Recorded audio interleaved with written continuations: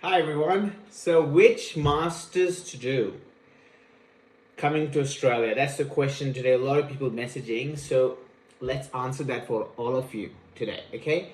Now, when we talk about which masters to do, it all comes down to the first thing is the skilled occupation list of Australia, the SOL list. Now, what that means is that what are the occupations that Australia demands at the moment. That means they have more jobs available for those professions, and there's high chance of you getting permanent residency as well in the skilled occupation list. So whenever someone says let's do this masters, let's good idea to search if it's in the SOL list. Now in 2015, when I arrived in Australia, they removed dentists from the skilled occupation list, and public health was not in the skilled occupation list. They actually removed it 6 months or 1 year ago. So I was like, what is happening? That means, why am I doing public health? And if dentistry is not in there, what is my backup plan? That is the main problem. So a lot of people will tell you, do this master, that master. No, you have to check the skilled occupation list. Now, when we say let's do a master's, first of all, we need to find out the reason why we're doing the master's. Number one is you want to come to Australia, get that 4 to 5 years. You need the time until you live in Australia, do the masters, so you have time to do your ADC exams. That's reason number one. For a lot of people, they want to come to Australia, but their main reason is not ADC. They say, yes, ADC, I want to do it.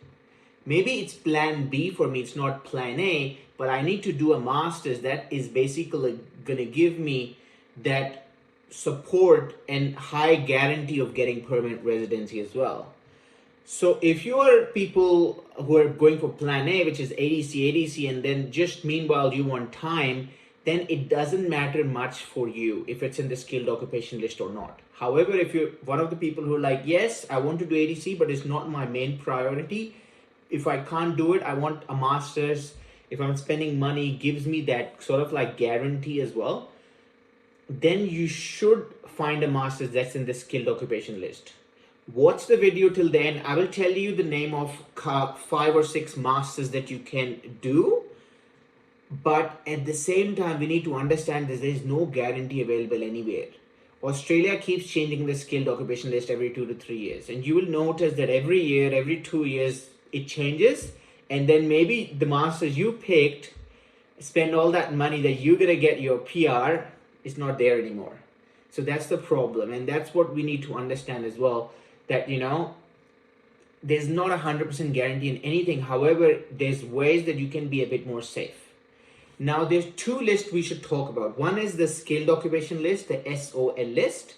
There's another list which is called as a consolidated skilled occupation list, which is the CSOL list.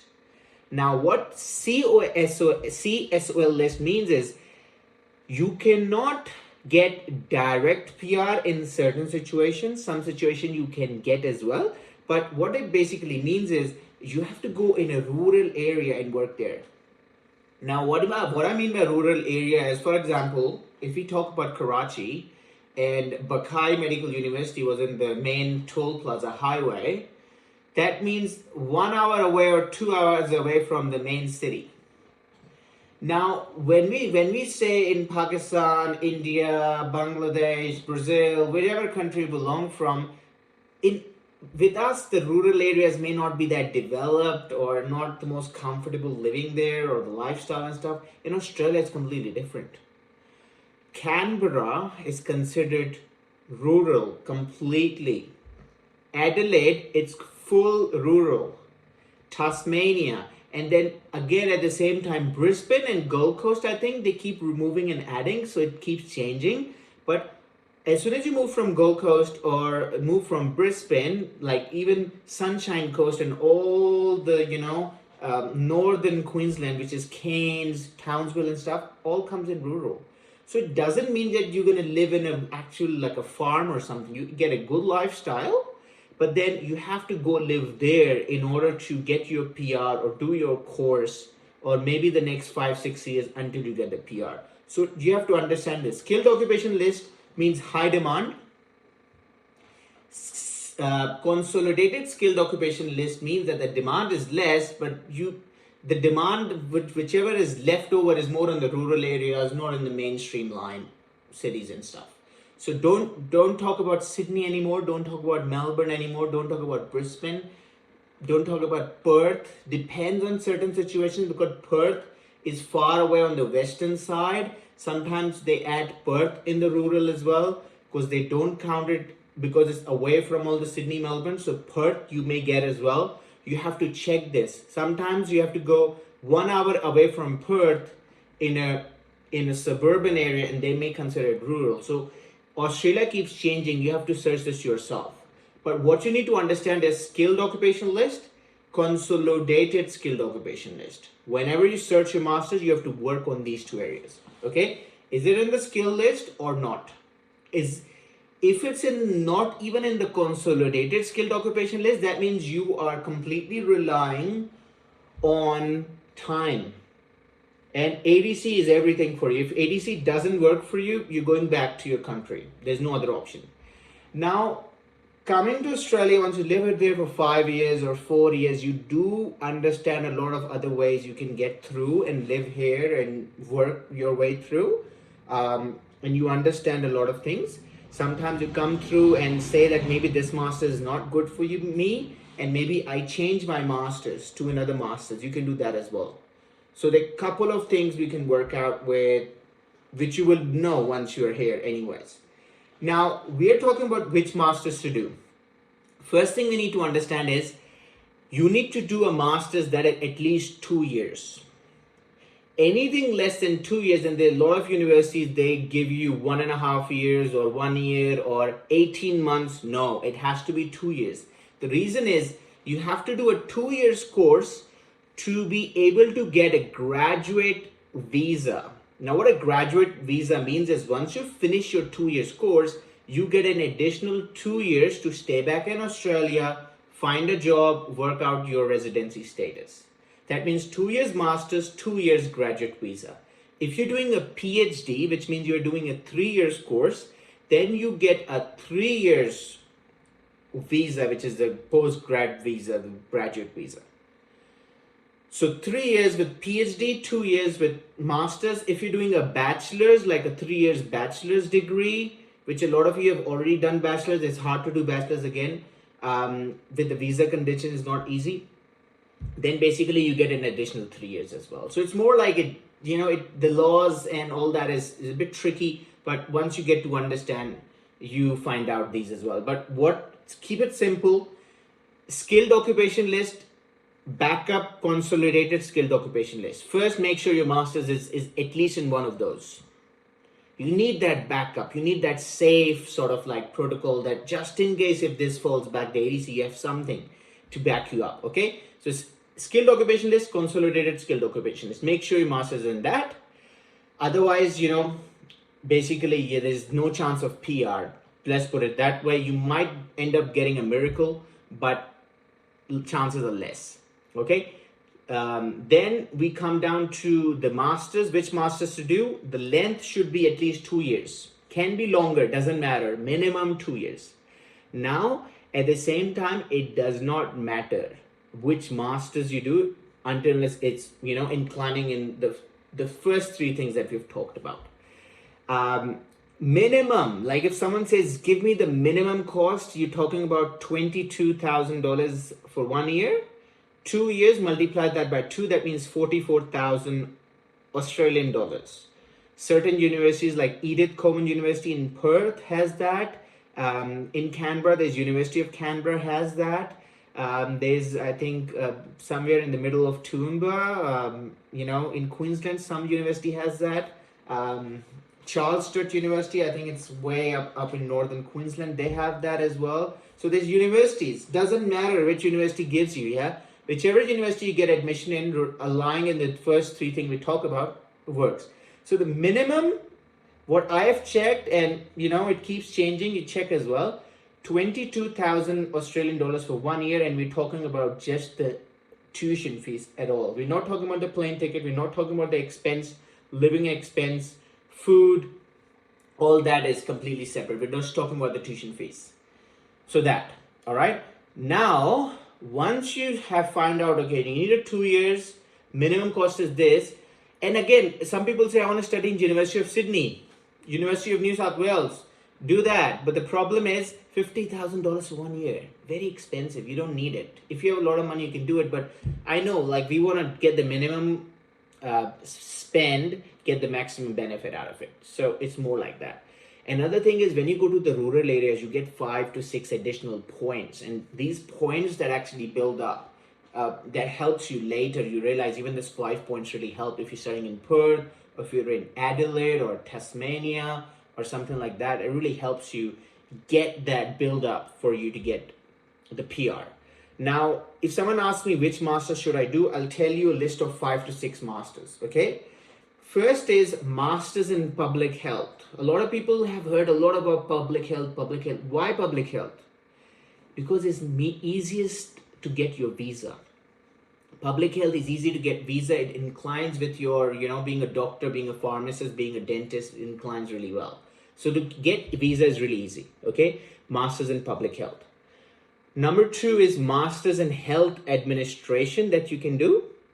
Again, it's your job to check if it fits in the first 3 criteria, whichever school or university you're applying in. CSOL, SOL, and then the 2 years. Masters in Health Administration. Then the third one is Masters in Social Work. Now, social work is one of the masters, and again, I don't know, maybe tomorrow they move it out. It has stayed on the skilled occupation list from a long time.